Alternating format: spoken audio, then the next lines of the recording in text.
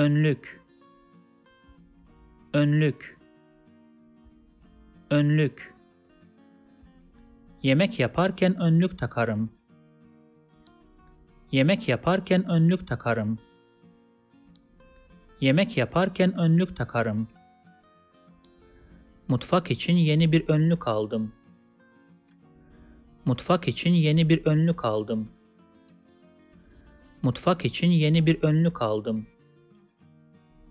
Önlük tamamen kirlendi. Önlük tamamen kirlendi. Önlük tamamen kirlendi. If you like this video, please subscribe to my channel below for more videos on Turkish grammar, vocabulary and pronunciation. Also, if you think this video can benefit somebody else, please share it with them. Last, if you have any comment or request, please provide your feedback in the comment section below and I'll do my best to respond as soon as possible.